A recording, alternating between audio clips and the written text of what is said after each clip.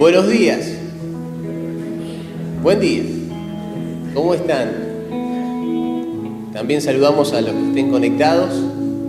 Qué hermosa mañana, qué lindo poder venir y tener este tiempo. La verdad que lo extrañaba, hubo varias cosas en el mes de febrero y extrañaba poder estar en este lugar y compartir este tiempo.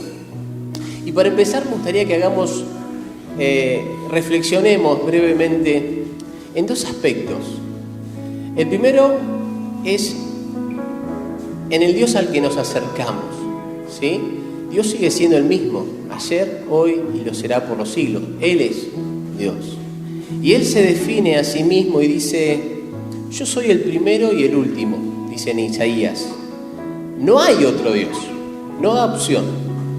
No hay otro Dios. ¿Quién como yo? Y si nos vamos al último libro de la Biblia, que a mí me gusta, y a veces lo repito porque me gusta ver lo que Juan ve de lo que va a ser esa adoración en el cielo, o darnos un pantallazo de lo que pasa y de cómo reconocen a ese Dios. Y si hay una característica que reconocen de Él, que es santo, santo, santo. Dice que día y noche cantan santo, santo, santo. Apartado, santo significa que Él está apartado, ¿sí? Y tiene mucho significado por lo que Jesús después tuvo que hacer. Jesús no fue una opción, ¿sí? Jesús era la opción, no había otra. Y se van a dar cuenta a lo largo de estas canciones que vamos a hacer, es que vamos a resaltar que Dios es santo, santo, santo, y que no hay otro Dios como Él.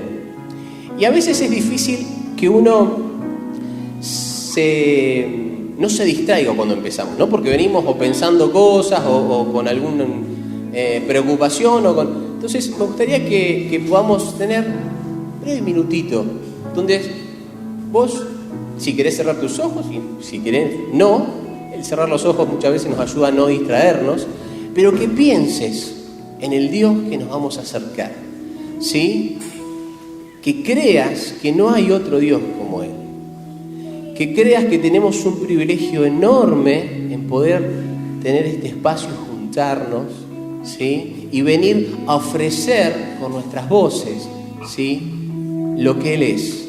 Simplemente un poquitito, porque Dios no podríamos abarcarlo con palabras, pero tenemos la chance de poder juntarnos y utilizar la música para eso, que en muchos lugares del mundo, y lo hablábamos un poquito ayer con los chicos, no lo pueden hacer. Saben que el año pasado murieron 5.989 cristianos por no negar a Jesús, ¿sí?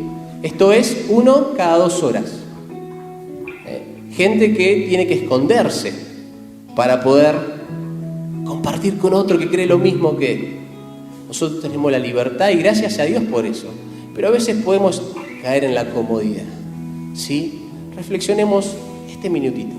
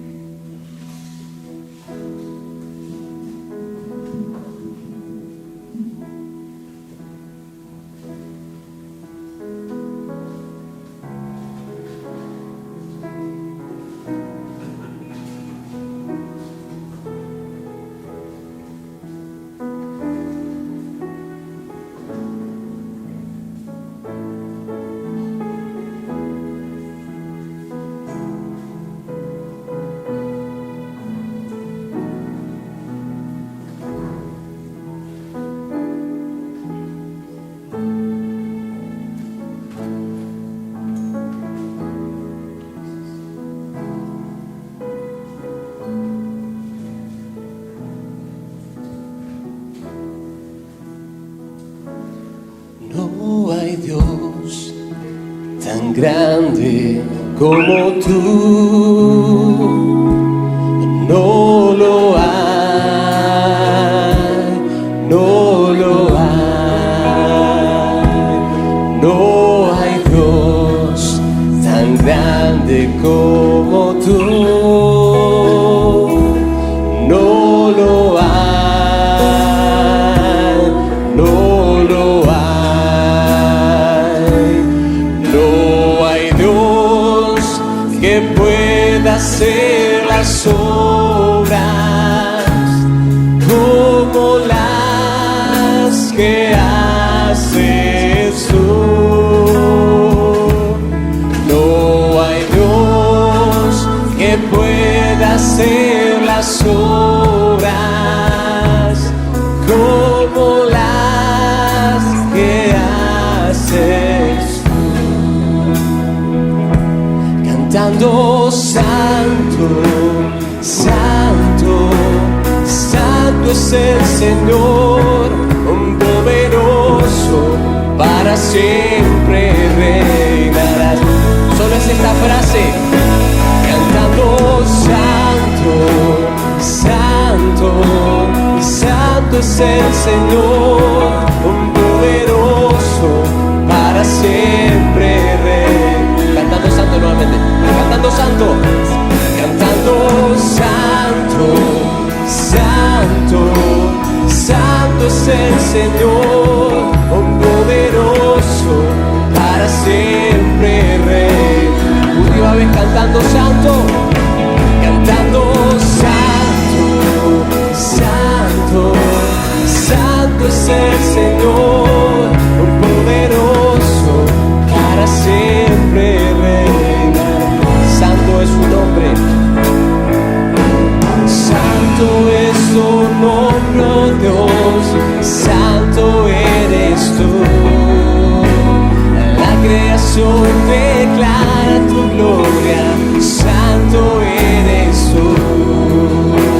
Santo es tu nombre, oh Dios, santo eres tú. La creación declara tu gloria, santo eres tú. Santo, santo, santo, santo, santo, santo, santo, santo, santo, yo quiero verte. Una vez más, santo, santo, santo, santo, santo, sí Señor, santo, santo, santo, santo, santo, santo, yo quiero verte. Les invito a que se pongan en pie. Vamos a pedirle a nuestro Dios que abra nuestros ojos espirituales, que podamos comprender quién es Él, ante quién nos acercamos. Abre mis ojos, oh Cristo, abre mis ojos, te pido, yo quiero verte, yo quiero verte. Abre mis ojos, oh Cristo, abre mis ojos, te pido, yo quiero verte, yo quiero verte y contemplar tu majestad y el resplandor de tu gloria. Derrama tu amor y poder mientras cantamos santo, santo, y contemplar tu majestad y el resplandor de tu gloria. Derrama tu amor y poder mientras cantamos santo, santo, santo, santo, santo, santo, santo, santo, santo, santo, santo, santo, santo, santo, yo quiero ver. Una vez más, santo, santo, santo, santo, santo, santo, sí Señor, santo, santo, santo, santo, santo, santo, yo quiero verte y contemplar tu majestad y el resplandor de tu gloria.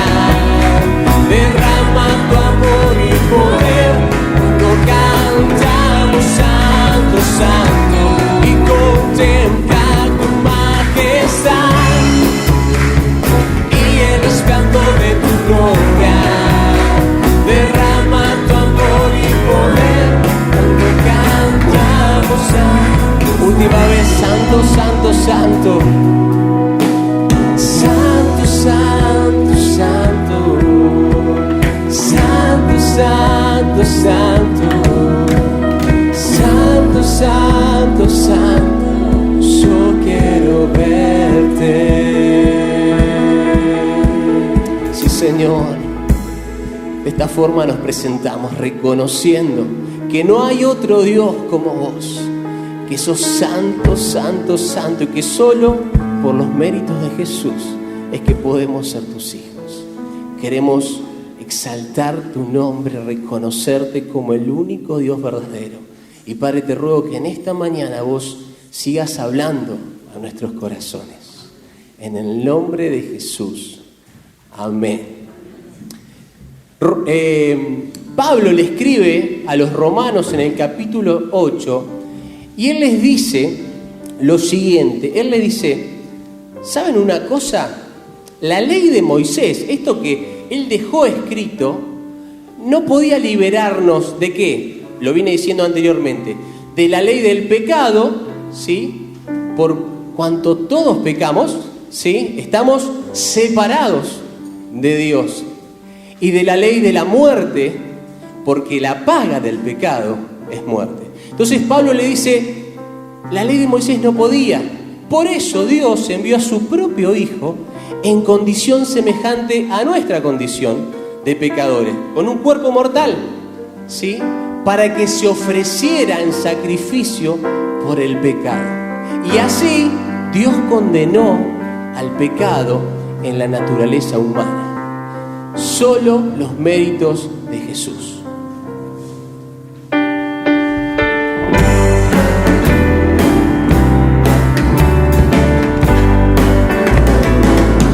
Dios nos envió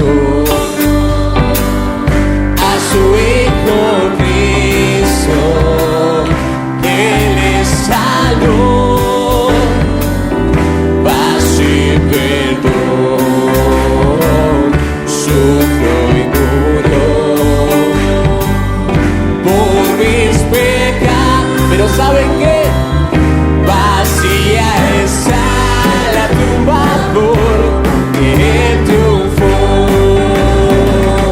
porque Él vive, triunfaré mañana, porque Él vive, ya no hay temor, porque yo sé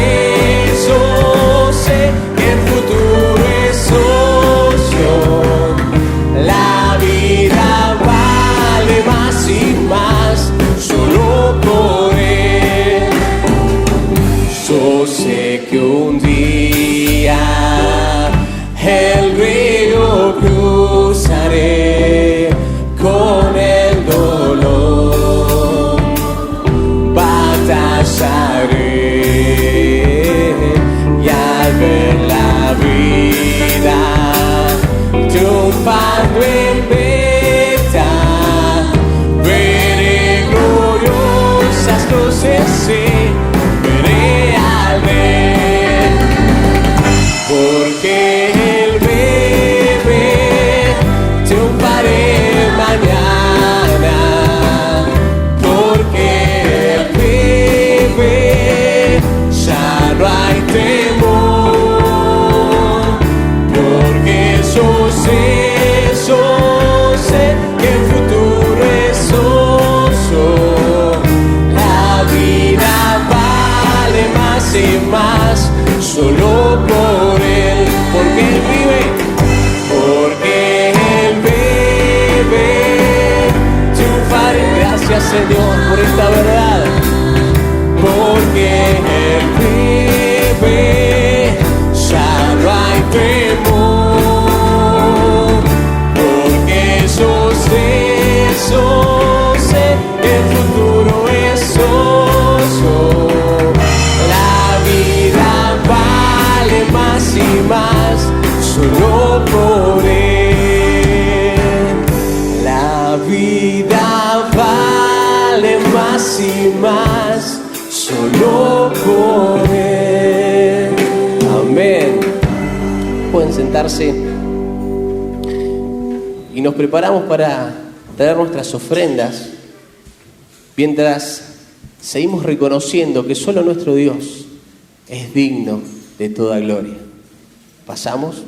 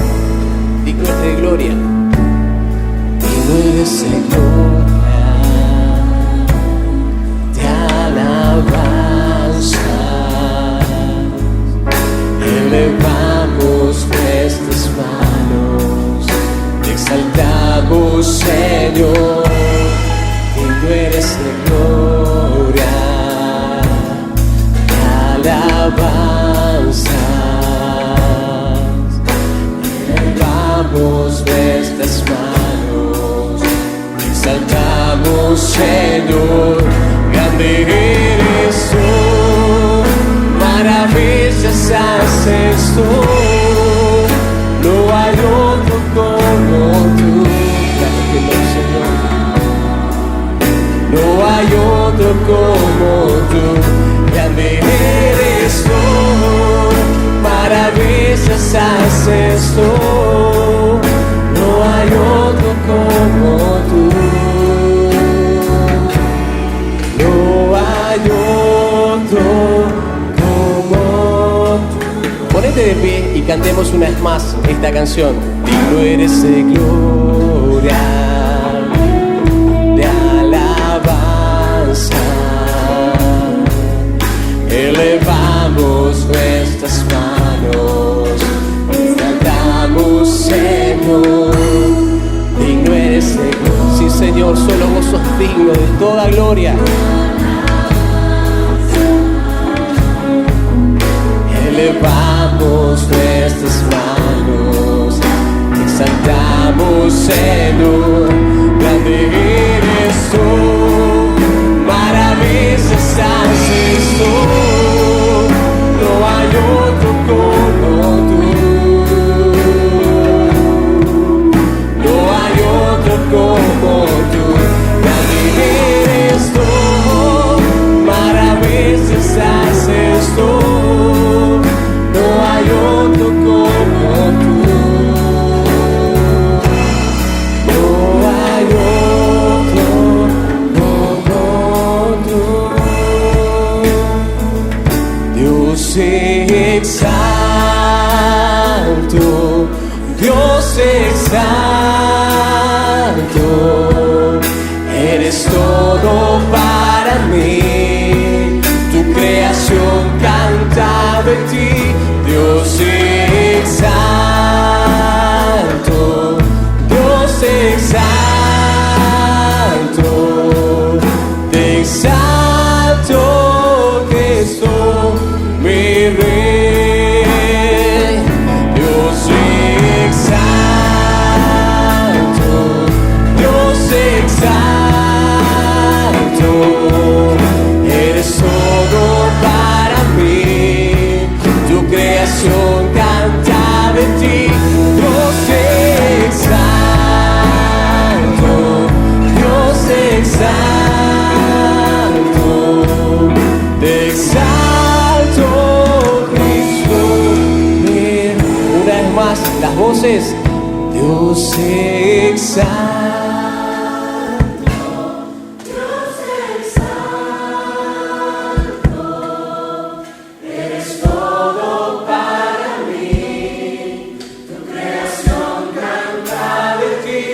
Dios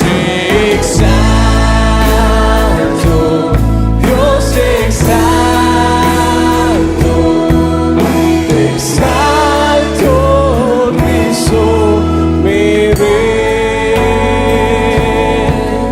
Te exalto, Cristo, mi Rey. Te exalto, Cristo. Oh, sí, Señor. ¿Qué sería, Señor, de nuestras vidas si tu gracia no nos hubiera alcanzado? Gracias por haber hecho todo, por haber enviado a Jesús, por no habernos negado ni aún tu Hijo. Gracias. Queremos reconocer que no hay Dios fuera de vos, que sos merecedor de toda la gloria, de toda alabanza, de todo el reconocimiento. Que fuera de vos no hay Dios. Y sos digno, digno, digno. Santo, santo, santo. Te rogamos, Señor, que sigas hablando a través de tu Espíritu Santo en nuestros corazones. Señor, que prepares nuestros oídos para escucharte. Te lo rogamos en el nombre de Jesús. Amén. Pueden sentarse. Fer va a compartir con nosotros esta mañana.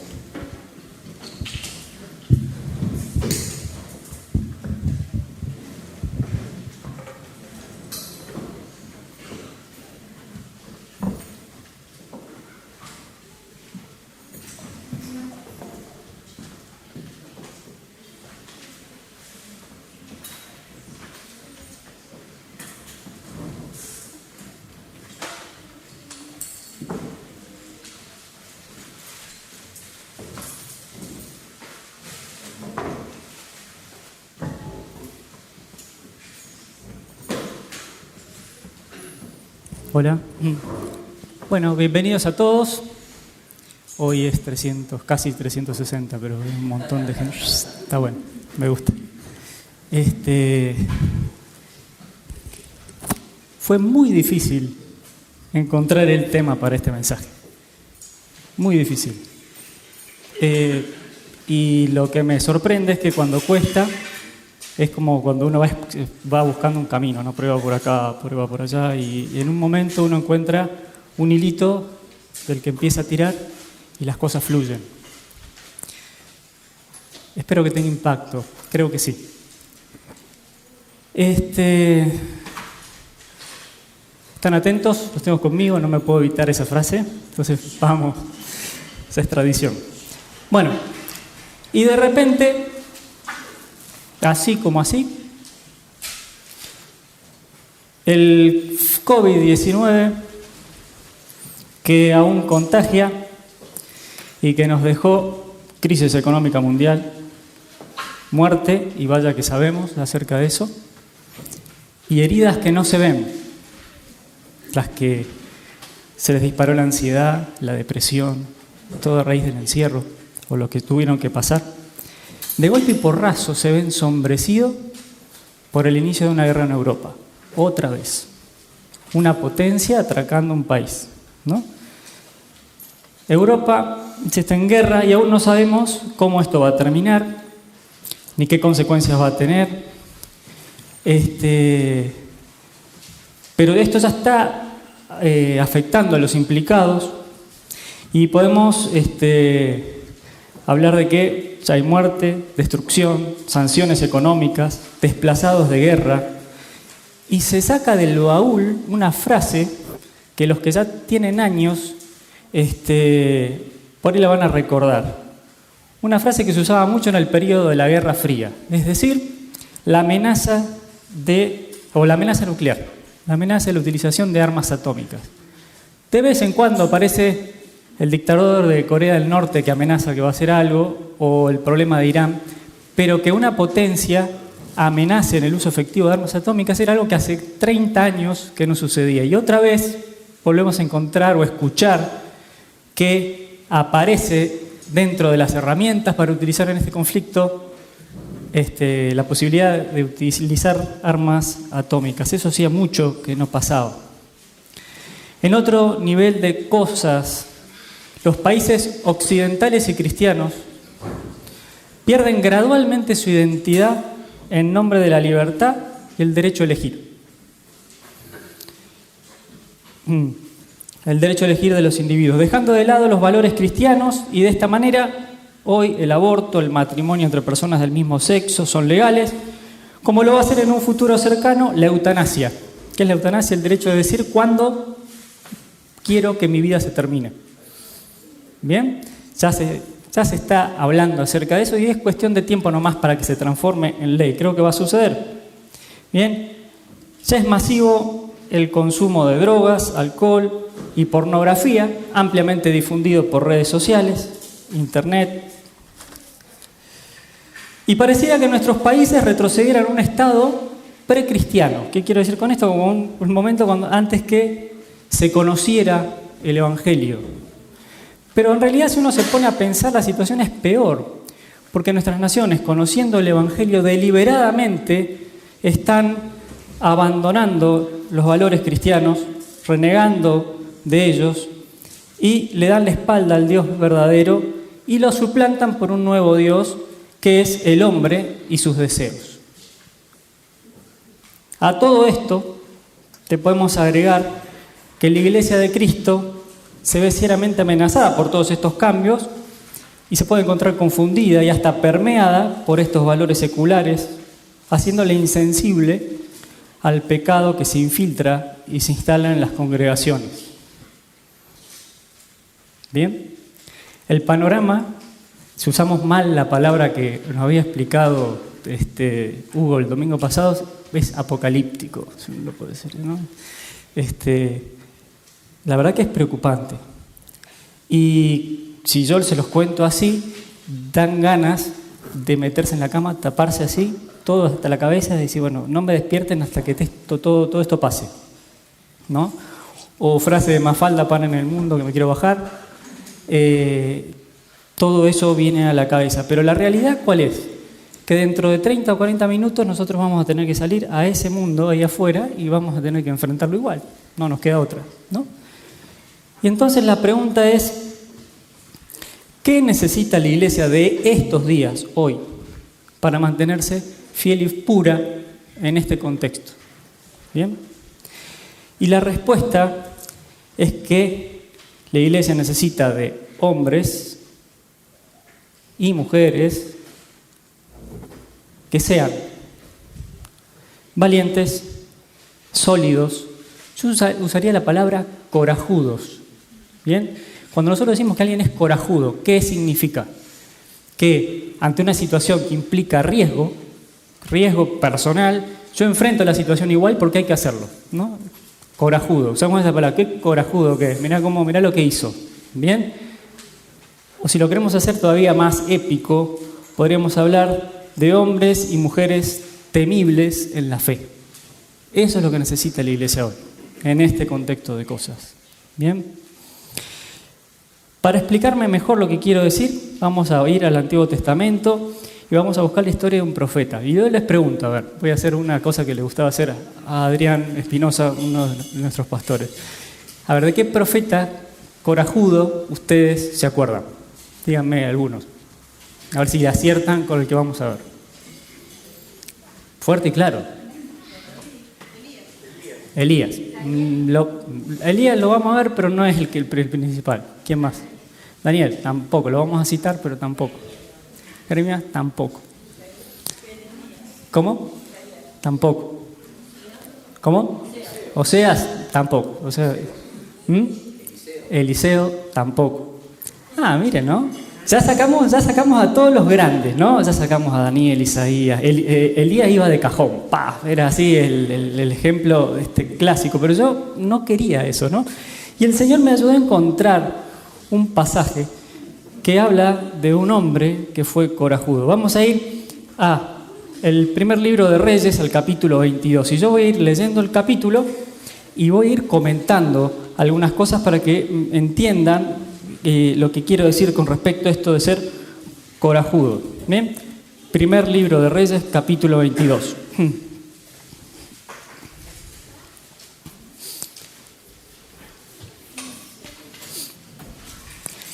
Y ahí aparece el nombre del profeta. ¿Lo ubicaban?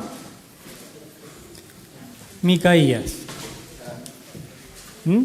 No es uno de los que en un juego de cartas bíblicas, o qué sé yo, nos va a salir rápido. Pero está bueno resaltar a estos hombres. Y dice el capítulo 22, durante 3 años no hubo guerra entre Siria e Israel. Pero en el tercer año, Josafat, rey de Judá, fue a ver al rey de Israel, el cual dijo a sus funcionarios, ¿no saben que Ramot de Galaad nos pertenece?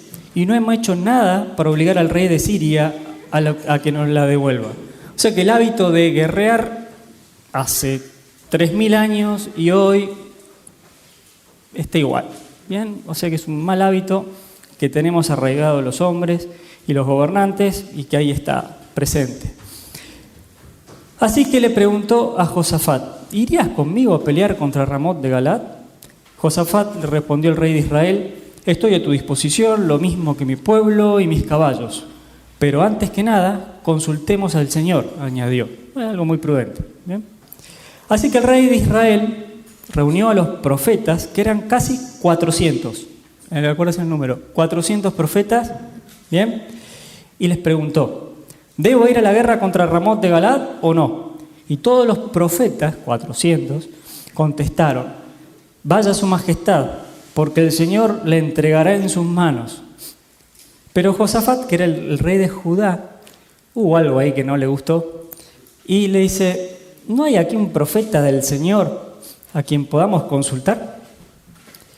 Y el rey de Israel le respondió, todavía hay alguien por medio de quien podemos consultar al Señor, pero me cae muy mal, porque nunca me profetiza nada bueno, solo me anuncia desastres.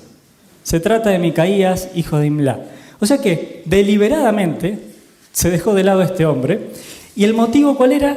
Que cada vez que el rey lo consultaba, le tiraba un palo. No, todo era mal. Todo le profetizaba cosas mal, entonces directamente este no me sirve, afuera. Bien, no estaba dentro de los 400. Siempre me anuncia desastres. Entonces el otro rey le dice, no digas eso. Entonces el rey de Israel llamó a uno de sus funcionarios y le ordenó, traigan de inmediato a Micaías, hijo de Imlá. El rey de Israel y Josafat, rey de Judá, vestidos con su ropaje real, y háganse la idea de cómo era la situación, y sentados en sus respectivos tronos, estaban en la plaza, así que estaría bien, tenías los reyes vestidos, todos con sus ropajes, muy llamativos. Tenías los 400 profetas ahí diciéndole, vayan a la guerra, que va a estar todo bien, y un montón de gente, me imagino, porque estas situaciones no se darían muy a menudo, así que más toda la gente que acompañaron debe haber sido una multitud. Bien. Entonces, estábamos acá, versículo 11. Sedequías dijo, hijo de Kenaná, que se había hecho unos cuernos de hierro, anunció, así dice el Señor, con estos cuernos atacarás a los sirios hasta aniquilarlos. Y los demás profetas vaticinaban lo mismo. Ataque su majestad a Ramot de Galaad y vencerá, porque el Señor la entregará en sus manos. Todo el mensaje de los 400 profetas era que fueran a la guerra. Ese era el mensaje de Dios. Bien. Mientras tanto, versículo 13. Y ahora bien, el mensajero que había ido a llamar a Micaías le advirtió. Mira, Micaías, te llama el rey. Están haciendo una consultita a ver si vamos a la guerra o no contra Siria. Bien. La situación es esta. Tenés que todos los otros profetas, tus colegas, están diciendo que hay que ir. Así que te recomiendo que digas lo mismo. Bien. Y yo me imagino que a Micaías le tiene que haber hervido la sangre, porque en el versículo 14 dice que Micaías repuso, tan cierto como que vive el Señor, ten seguridad de que yo le anunciaré al rey lo que el Señor me diga. ¿Bien? Y esa expresión, vive Dios, es como, te juro, ¿bien? Te juro que yo solamente voy a decir lo que Dios me diga. La cosa es que Micaías fue. Volvamos a repetir. 400 profetas que te estaban diciendo al rey, vamos a la guerra. Tenías todas las autoridades, seguramente había parte del ejército, tenías a todo el pueblo ahí dando vuelta, y llega Micaías y se presenta delante del rey. ¿Bien? Versículo 15, cuando compareció ante el rey, éste le preguntó, Micaías, ¿debemos ir a la guerra contra Ramot de Galaad o no? Y Micaías respondió, sí, ataque su majestad que vencerá. Sí, vaya seguro, anda tranquilo, dormí destapado que te va a ir re bien. Entonces, el rey le reclamó, se dio cuenta que Micaías le estaba hablando como que se estaba burlando de él, estaba hablando con ironía, esa es la palabra, estaba siendo irónico. Entonces el rey le dice, ¿cuántas veces debo hacerte jurar que no me digas nada más que la verdad en el nombre del Señor? Y acá la cosa se pone seria. Entonces cuando le dan la derecha a Micaías, se para y dice, a esto Micaías concedió, versículo 17, vi a todo Israel esparcido por las colinas como ovejas sin pastor. Y el Señor dijo, esta gente no tiene amo, que cada cual se vaya a su casa en paz. Y ahí el rey de Israel le codea a Josafat, que lo tenía al lado, ¿viste? ¿No te dije que jamás me profetiza nada bueno y que solo me anuncia desastres? Y Micaías prosiguió. Por lo tanto, dice, oiga usted la palabra del Señor. Vi al Señor sentado en su trono con todo el ejército del cielo alrededor de él, a su derecha y a su izquierda. Y el Señor dijo, ¿quién seducirá a Acab para que ataque a Ramot de Galaad y vaya a morir allí? Uno sugería una cosa y otro sugería otra. Por último, un espíritu se adelantó, se puso delante del Señor y dijo, yo lo seduciré. Me suena mucho y es muy parecido a lo que pasó en el primer capítulo de Job. Léanlo. ¿Y por qué medios?, le preguntó Dios. Y aquel espíritu respondió, saldré y seré un espíritu mentiroso en la boca de todos sus profetas. Entonces el Señor ordenó, ve y hazlo así, que tendrás éxito en seducirlo. Así que ahora el Señor ha puesto un espíritu mentiroso en la boca de estos profetas, de su majestad. El Señor ha decretado para usted la calamidad. Bien, este pasaje es muy interesante porque muestra una situación en la que muestra el poder de Dios, Dios reinando, habla de sus ejércitos a derecha y a izquierda, y gobernando sobre todo lo que sucede a nivel de los reinos. Bien, Él tiene injerencia, interviene, tiene potestad para actuar sobre eso, como está pasando ahora. El Señor reina sobre todo esto que a nosotros nos parece un caos y que nos puede amedrentar. El Señor reina. Y a su vez plantea muchas preguntas interesantes con respecto a que uno automáticamente puede pensar, pero Dios está induciendo al mal al rey de Israel. Cosa que automáticamente uno tiene que tener en cuenta en estas situaciones, como le he dicho alguna otra vez, cuando uno no tiene una respuesta fácil a esto, es que generalmente estamos fuera de foco, ¿no? Cuando en este caso a mí me parece que Dios es injusto en esta situación, pero yo sé que Dios es justo, porque esa es una de sus características. Entonces es que me está faltando algo acá para terminar de armar el cuadro, ¿bien? Pero no es el tema el que quería ir. Así que se hace este planteo, el rey le dice, ¿viste cómo nunca me profetiza nada bueno? Versículo 24. Al oír esto, Sedequías, hijo de Kenaná, se levantó y le dio una bofetada a Micaías. Sedequías, hijo de Kenaná, era el que se había puesto los cuernos, que había profetizado, que lo iba a destruir. O sea que se levanta uno y le profetiza en contra. Entre bomberos no nos vamos a pisar la manguera, ¿no? Entonces, ¿cuál fue la respuesta? Se levanta y ¡paf! Le da un bofetón. Me imagino que de revés. No lo dice, pero seguro. ¿Por dónde se fue el Espíritu del Señor cuando salió de mí para hablarte? Le preguntó. Y Micaías contestó, lo sabrás el día que andes de escondite en escondite. Entonces el rey de Israel ordenó, tomen a Micaías y llévenselo a Amón, el gobernador de la ciudad, y a Joás, mi hijo.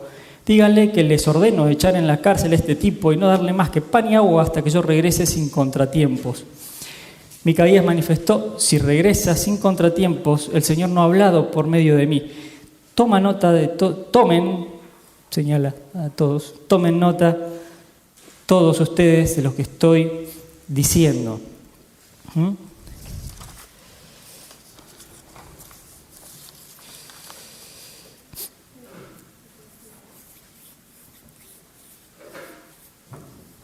Este profeta, cuando se le sugiere que hable de acuerdo a lo que todo el resto estaba diciendo, manifestó firmeza de carácter. Yo voy a decir únicamente lo que Dios me diga. Cuando estuvo parado solito en inferioridad de condiciones ante toda la gente y con toda esa presión de ir a favor de la corriente, él tuvo la entereza de ser sarcástico, ¿no? Y decirle al rey, sí, anda, tranquilo, te va a ir bien. Burlándose casi, ¿no? de lo que estaban diciendo los falsos profetas.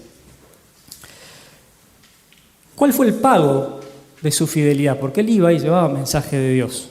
Un bofetón y la cárcel. Bien, pan y agua. Micaías, cuando recibe esta sentencia, responde a su vez desafiante. Y quiero resaltar que él fue desafiante y no porque era machito y prepotente y yo me la banco, sino porque él tenía ese celo y amor por el Señor que lo motivaba a tomar esta actitud. Bien, quiero resaltar esto, no era un prepotente cualquiera, sino que era el amor y el celo del Señor que lo llevaba a hacer esto. ¿Y saben qué? Se lo llevan a la cárcel y de Micaías no volvemos a saber nada más en la Biblia. Final abierto. ¿Qué pasó con él? Pero él fue un hombre corajudo, fue alguien que en un momento en el que todo el contexto era en contra, supo mantenerse firme y leal a Dios, y supo mantenerse firme y leal a Dios incluso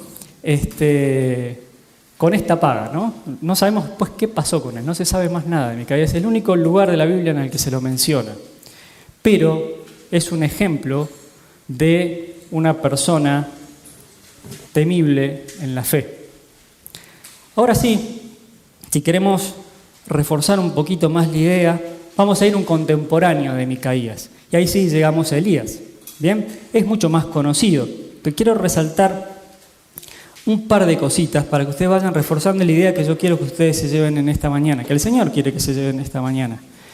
Ya de por sí, Elías, el profeta Elías, que era contemporáneo, vivió en la misma época que este profeta Micaías, tenía un nombre muy particular que significaba: el Señor es mi Dios.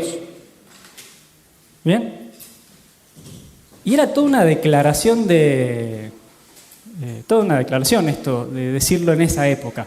Vieron que a veces nosotros tenemos los nombres y averiguamos qué significa, ¿no? A ver, ay, mira qué lindo, qué sé yo, es como una cuestión medio romántica a veces. Pero este nombre de Elías, en el contexto, en la época que él vivía, era, la verdad, algo jugado. ¿Por qué? Porque a Elías le toca servir a Dios en el reino del norte, en el reino de Israel, en un tiempo en el que era muy difícil ser fiel a Dios. Bien, era un tiempo en el que el reino de Israel estaba en gran apostasía. ¿Qué significa esa palabra? Es el acto deliberado. ¿Qué es deliberado? Que lo hago a propósito, de forma meditada, premeditada, de renunciar a una fe religiosa. Entonces, los israelitas que habían recibido la ley de Dios, que habían recibido la bendición de Dios, que habían visto la manifestación de Dios a lo largo de las generaciones, estaban abandonando el culto del Dios verdadero para servir a otros dioses. Y en esa época el que estaba de moda, eran dos en realidad, Baal y una que se llamaba Aserá. Y quien daba manija a esto de fondo era la archiconocida reina Jezabel. Una de las más malas de toda la escritura es Jezabel. Bien. Así que a Elías, que tenía este nombre, vuelvo a repetirlo, el Señor es mi Dios, significaba eso, le tocó servir en ese momento y él tuvo que, o mejor dicho, confrontó el poder político de esa época, confrontó al poder religioso, no buscó el favor del poder político y quiero que veamos rápidamente, muy cortito, uno de los hechos más conocidos de Elías. ¿Cuál fue uno de los hechos más conocidos de Elías? Uno de los desafíos más grandes que enfrentó. Les pregunto, ¿cuál? Cuando pidió que descendiera fuego del cielo, ¿no? Para el desafío de los holocaustos. ¿Se acuerdan?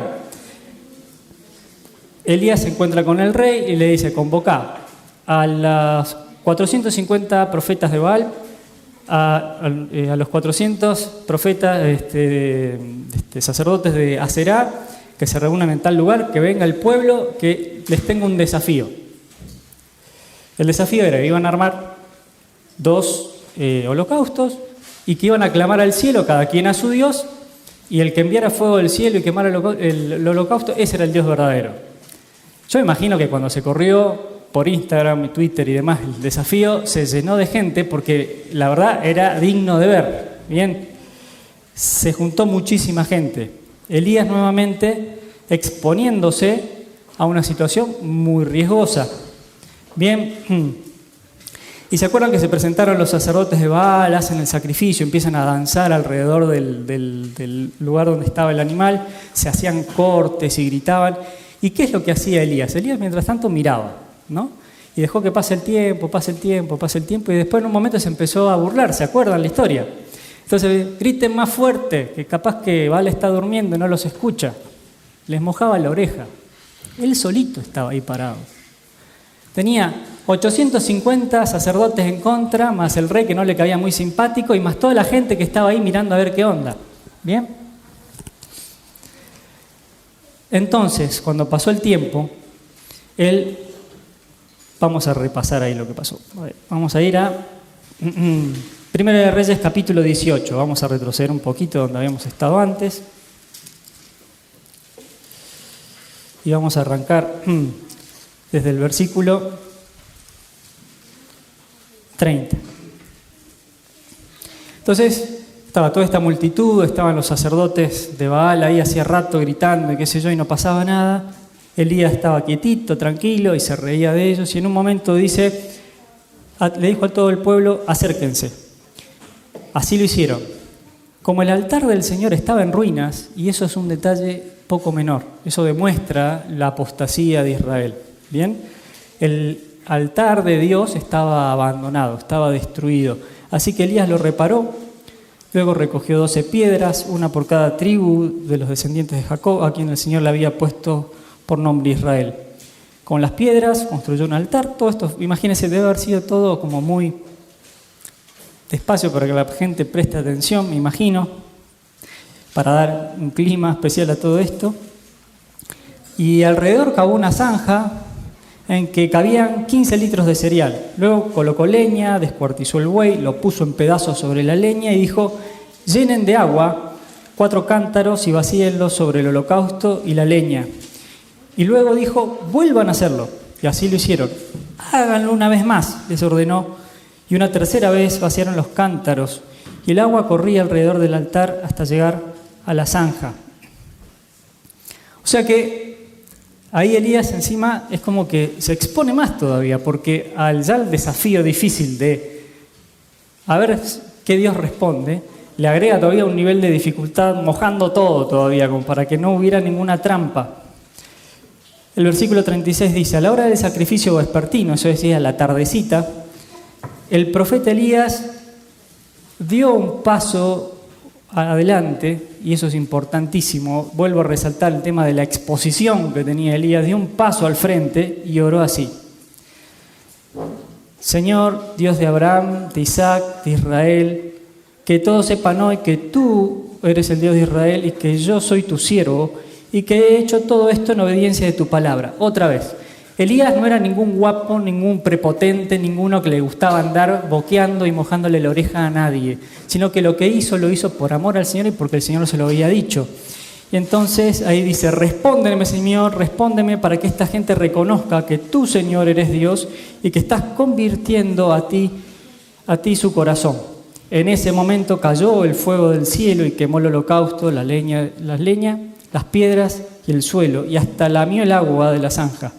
Cuando todo el pueblo vio esto, se postró y exclamó: el Señor es Dios, el Dios verdadero. Y el relato sigue.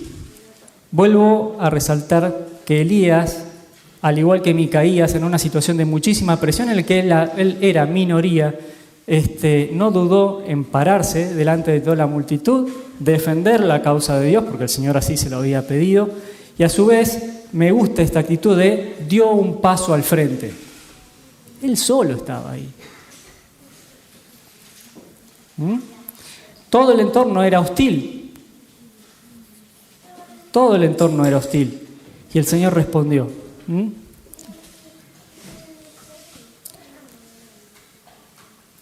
A veces uno tiende a idealizar, ¿no? Este Elías es un capo, es un superhombre, está más allá de lo que nosotros podemos hacer. Y Elías, si lo pinchabas, le salía sangre y le dolía igual que a nosotros. ¿Bien? Y hay otro hecho así también muy, muy llamativo que le ocurrió, que quiero resaltar un par de puntitos, que está en el segundo libro de Reyes. Vamos para allá. Segundo libro de Reyes, en el primer capítulo. Acá el rey que quería ir a la guerra, se la hago cortita, no le hizo caso a Micaías, que le había dicho que no fuera, ¿no? Porque le hizo caso a los otros 400. Y cuando fue, lo hirieron y murió. ¿Sí? Y todos se dispersaron, todo tal cual había profetizado. Así que después, en lugar de Acab, asumió uno que se llamó Ocosías. ¿Bien?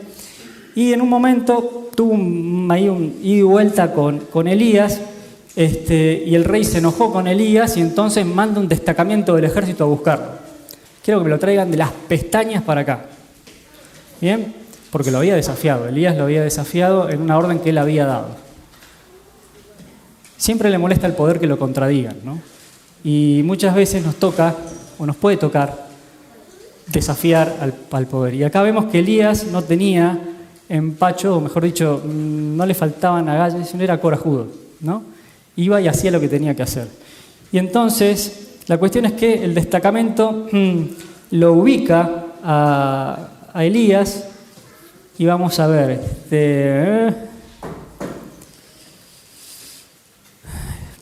primer capítulo del segundo libro de Reyes. Vamos a arrancar en el versículo 9. Y enseguida el rey envió a un oficial con 50 soldados a buscarlo.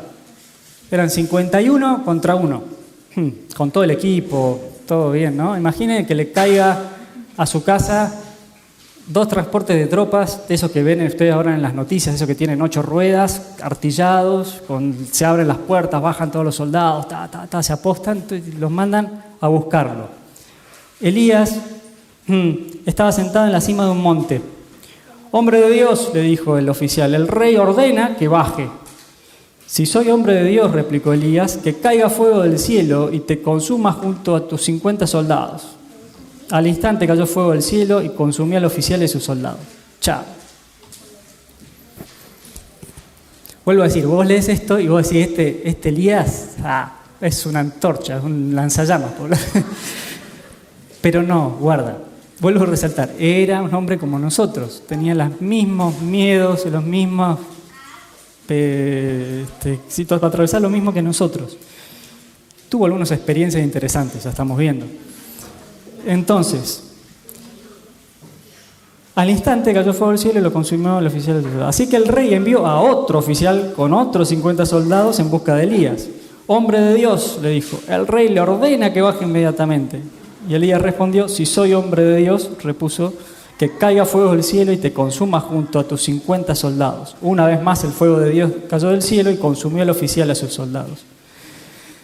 Porfiado el rey, manda un tercer destacamento.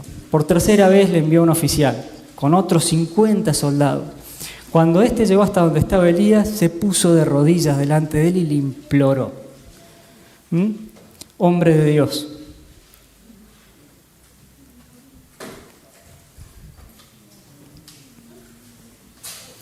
le ruego que respete mi vida y la de estos 50 servidores suyos.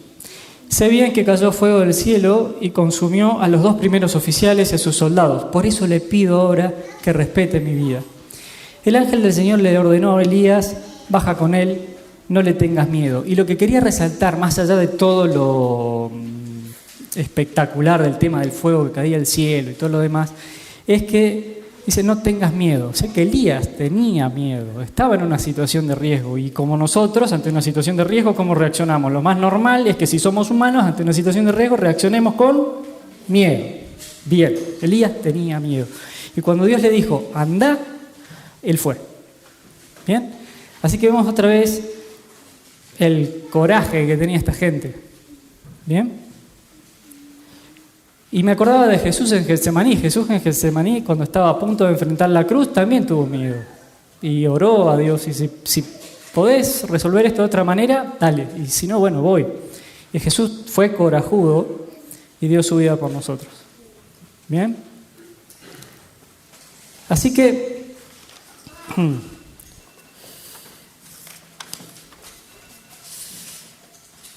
yo les pregunto, termina la reunión, salimos de acá, nos vamos cada quien a hacer lo que tenemos que hacer. Si dentro de 5 minutos somos confrontados y tenemos que elegir entre nuestra fidelidad a Dios y nuestro prestigio, bienes o incluso la vida, hoy, ¿usted qué haría? Hoy, no piense antes cuando estuve en un momento súper espiritual, ni dentro de un año que voy a estar re bien, sino hoy, como está hoy. Solamente usted sabe cómo se encuentra hoy. Si hoy de repente pasa algo y de repente tiene que estar y decidir de qué lado va a estar y tiene que elegir entre Dios o poner en juego su prestigio, sus bienes o incluso su vida, ¿qué va a hacer? ¿Qué haría? ¿Se esconde? ¿Se va al mazo usando un término del truco? ¿Trata de pasar lo más desapercibido posible para no molestar a nadie y que no me molesten a mí? ¿Qué haría? ¿O daría un paso adelante como hizo Micaías y como hizo Elías? El tema es, ¿y cómo hago? ¿Cómo me preparo para una situación así? Entonces, ahí podemos recurrir un poco al ejemplo de otro profeta, del cual podemos sacar 2 tips que nos pueden ayudar a prepararnos si eventualmente nos toca enfrentarnos a una situación en la cual tenemos que tomar una decisión clara y definida de qué lado vamos a estar. Y una es Daniel. Y no vamos a leerlo, yo simplemente quiero recordarles dos cosas que podemos aprender de la vida de Daniel. Una se saca y está medio escondida en el capítulo 1 del libro de Daniel, que relata cuando fue tomado prisionero y fue llevado como esclavo a Babilonia. Y ahí se le presenta un primer desafío, él siendo muy jovencito, que era que como él iba a servir en la casa del rey, iba a tener que comer la comida del rey. Y había alimentos que estaban ahí que iban en contra de la ley de Dios. Entonces Daniel ahí, junto con unos compañeros, decían, nosotros no vamos a comer esto. Se estaba jugando la cabeza, no eran tiempos de, ay nene, vení que te preparo otra comida, ¿bien? Como suele pasar en muchas casas, ¿bien? Sino que ese punto de rebeldía los exponía muchísimo. Y en Daniel, que era un muchacho, era jovencito en ese momento, sale a relucir la formación que había tenido durante su niñez, la formación que había tenido durante su juventud. Cuando fue puesto a prueba, ahí brilló esa firmeza. Entonces, lo primero que podemos aprender nosotros para prepararnos acerca de esto es prepararnos nosotros mismos, pero a su vez ocuparnos en la formación de nuestros hijos, porque si el mundo hoy está complicado, mañana va a estar peor. Y nuestros hijos van a tener que enfrentar desafíos más grandes de lo que nosotros enfrentamos. Y qué mejor manera, qué mejor regalo que formarlos para que tengan una fe sólida. Y en Daniel se vio esto.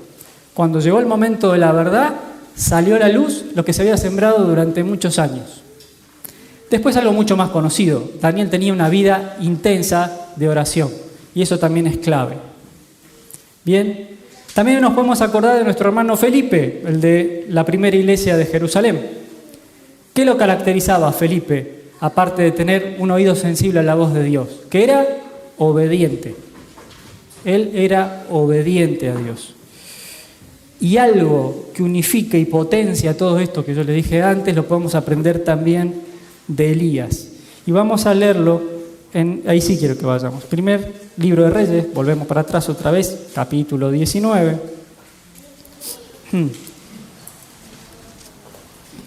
El versículo 14. Y para resaltar que Elías no era un superhombre, sino que también tenía debilidades, una vez que hizo todo eso del tema de los profetas de Baal y el fuego que cayó del cielo y demás, que fue una gran victoria, Elías se tuvo que escapar porque le tenía miedo a la reina, porque había dicho que lo iba a matar. Así que él ahí tiene como que se hunde anímicamente y se escapa. Y Dios en un momento le dice que vaya a un determinado lugar. Y en 1 Reyes 19:14, cuando Elías llega, dice que Dios le dijo, en el versículo 13 dice, que Dios le dice, ¿qué haces aquí, Elías? Y escuchen acá, y él respondió, me consume mi amor por ti, Señor Todopoderoso. Bien, el versículo sigue. Esa es la clave que sostiene a las personas que tienen coraje, que pueden ser temibles en la fe. A Elías lo consumía el amor por Dios, y ese amor por Dios era tan intenso que lo ayudaba a confrontar lo que sea. Bien, eso es lo vital, eso es lo que impulsó a esta gente a mantenerse fiel ante cualquier circunstancia. Así que, hermanos, una y otra vez, Dios nos ha hablado para que tengamos una relación cercana con Él en estas últimas semanas, meses y años. Desde este púlpito se nos ha hablado una y otra vez acerca de esta relación que tenemos que tener con el Señor cercana. ¿Bien? Tenemos que prepararnos, tenemos que entrenar para el día que sea probada nuestra fe, que no nos encuentre el día de la prueba flojitos. Y esto lo vamos a lograr aplicando estas disciplinas espirituales. La instrucción, la oración y un ferviente amor a Dios. Así que ahora también vamos a participar de la cena del Señor. Este vasito es para mí.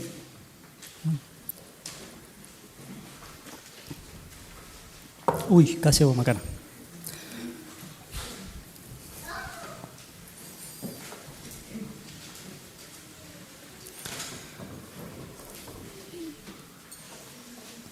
Y yo quiero pedirles ahora a todas las personas que hayan sido bautizadas, que hayan reconocido al Señor Jesucristo como su Señor y Salvador, que hayan sido bautizadas por inmersión y que estén en comunión, que se pongan de pie para participar de la cena del Señor.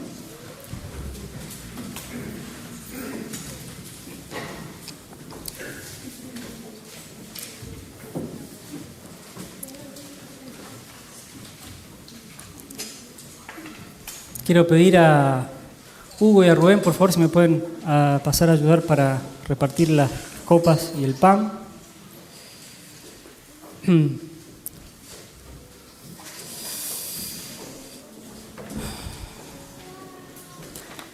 Y bueno, todos ustedes,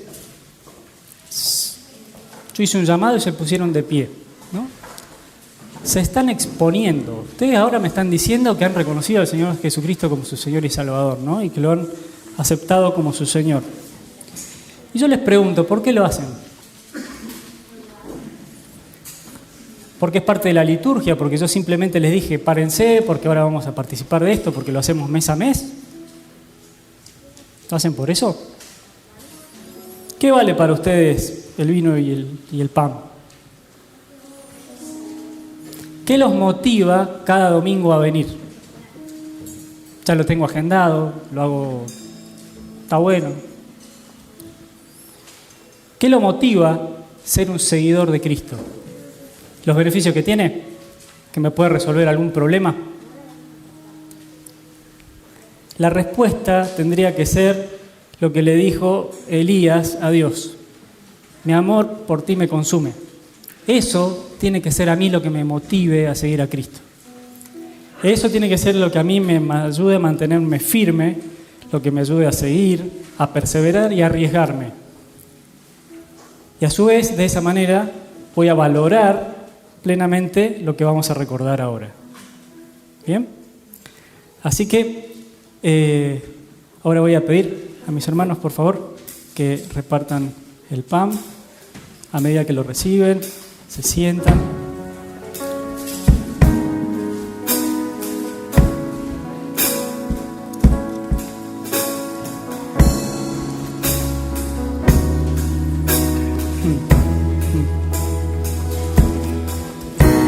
Santo, santo, santo, todopoderoso, reconocemos tu grande amor.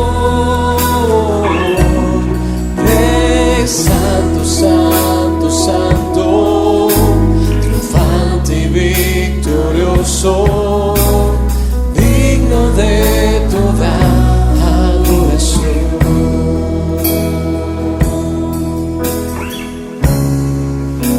Tu cuerpo entregado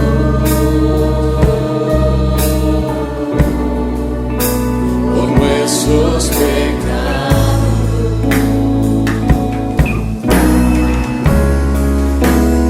Hoy lo recordamos.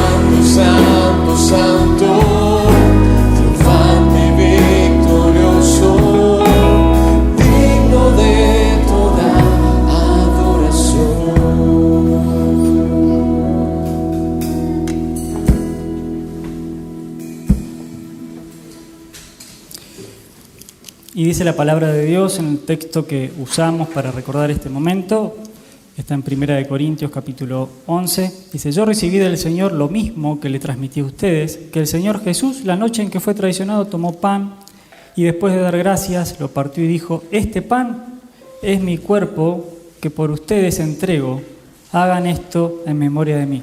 Recordemos el coraje que tuvo Jesús por morir por mí, por vos, por vos, por vos, por vos. Eso vale. Recordemos.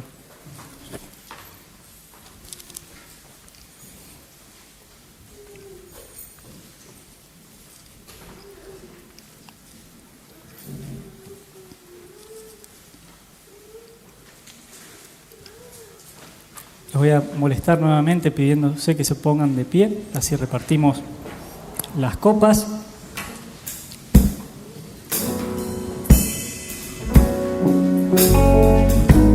Y a medida que las reciben se pueden sentar.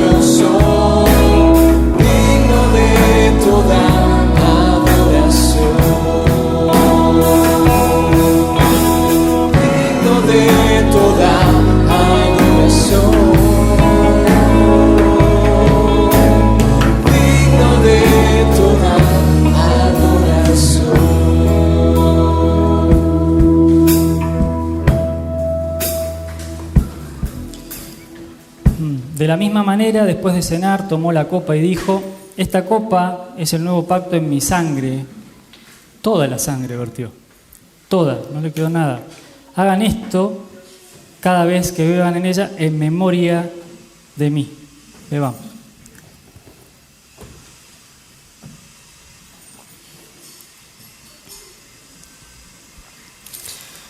Te damos gracias, Señor, porque tuviste el coraje, el valor, la entereza de vivir con fidelidad, enfrentar muchísimas dificultades y entregar tu vida en favor nuestro. Te damos gracias también por todos los hombres y mujeres que a lo largo de la historia fueron corajudos, se mantuvieron firmes y arriesgaron todo por defender, Señor, su fe. Hoy escuchamos que cada 2 horas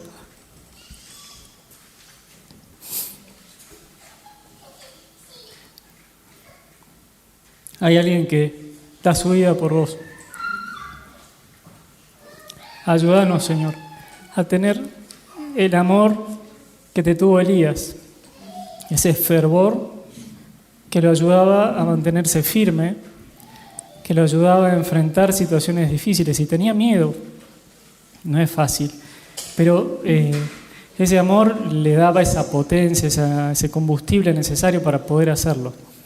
Te damos gracias porque también la Biblia nos muestra que no eran hombres más allá de nosotros, sino que eran iguales que nosotros. Nada más que vos operabas a través de ellos y vos lo hacés a través nuestro. Te pedimos, Señor, que nos ayudes a dejarte actuar en nosotros, que podamos tener una relación más estrecha y estar preparados para el día de la prueba. Señor, te damos gracias porque nos dejas tu palabra. Te damos gracias porque tenemos la posibilidad de hablar directamente con vos por medio de la oración. Te damos gracias porque nos das la iglesia donde podemos fortalecernos y prepararnos y servir y alabarte y también alegrarnos, porque no siempre son todas pálidas, también están las cosas buenas. Y te damos gracias, Señor, porque recordamos hoy tu muerte, también tu resurrección, que te fuiste y que vas a volver a buscarnos. Y te damos gracias por eso y por eso te alabamos. Ayúdanos, Señor, a vivir de una forma que te agrade. Te lo pedimos en el nombre del Señor Jesús. Amén. Voy a pedir a mis hermanos que si recojan las copas. Y yo voy a terminar esta parte leyendo un fragmento nomás de un salmo, del Salmo 67, el versículo 1, como cierre. Dios tenga misericordia de nosotros y nos bendiga. Amén. Que el Señor les bendiga.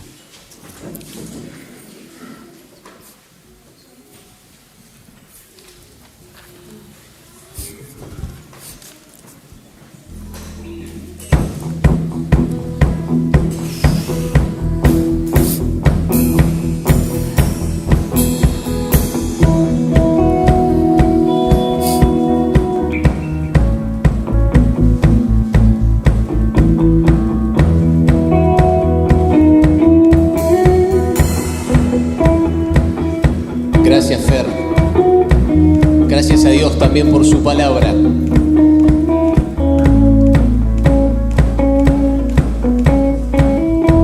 Como había empezado a leer, vemos la oración en el cielo diciendo: Santo, Santo, Santo es el Señor Dios Todopoderoso, el que siempre fue, el que es y el que aún está por venir. Y esta es nuestra esperanza. Y ayer justamente empezamos a hablar con los chicos acerca de qué es ser cristiano. ¿A qué nos referimos cuando hablamos de cristianos? Venir a la iglesia no nos hace cristianos. Leer la Biblia no nos hace cristianos.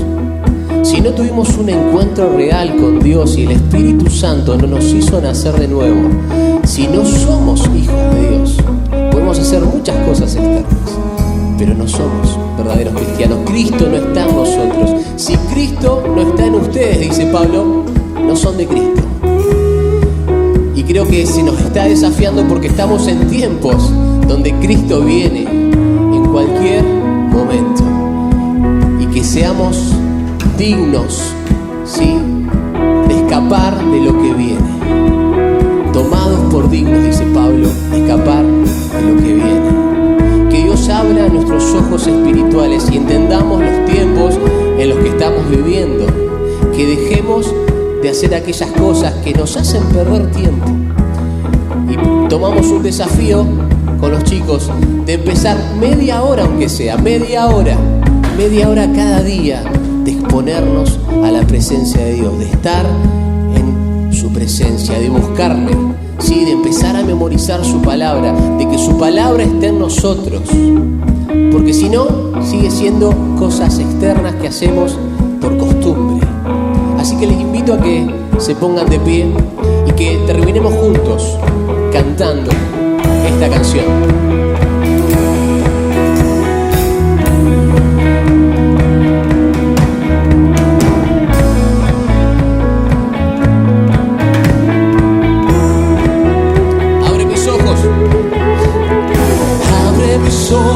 Oh Cristo, abre mis ojos, te pido, yo quiero verte.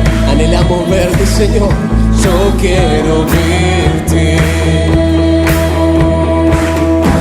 Abre mis ojos, oh Cristo, abre mis ojos, te pido, yo quiero verte. Yo quiero verte. Contemplar tu majestad y el resplandor de tu gloria. Derrama tu amor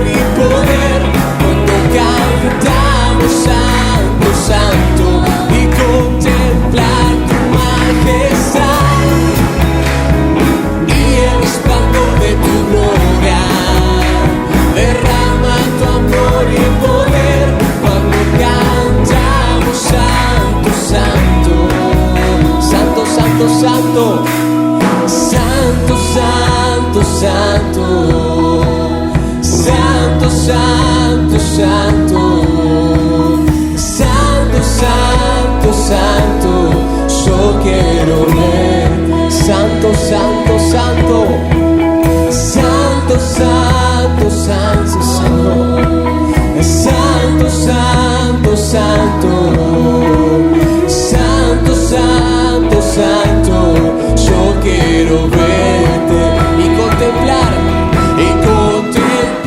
tu majestad y el resplandor de tu gloria. Derrama tu amor y poder cuando cantamos santo, santo y contemplar tu majestad y el resplandor de tu gloria. Derrama tu amor y poder cuando cantamos santo. Última vez, santo, santo, santo. Santo, santo, santo. Santo, santo, santo. Santo, santo, santo. Yo quiero verte. Sí, Señor, anhelamos verte, sabemos que venís por nosotros, pero ayúdanos a vivir vidas reales. Señor, que vos nos transformes cada día, que tu Espíritu Santo trabaje en nosotros, transformándonos en la imagen de Jesús, que la gente pueda ver que Jesús está en nosotros. Señor, rogamos por los necesitados, por aquellos que están pasando por tiempos difíciles, para que vos seas su consuelo, para que vos seas su sostén, para que ellos conozcan ese Dios real que los ama, que envió a su único Hijo a morir en favor nuestro, a pagar el precio que nosotros no podíamos pagar. Gracias por tu valentía, Jesús. Gracias por tu obediencia. Gracias. En tu nombre, Jesús, oramos y decimos amén. Amén. Pueden saludarse.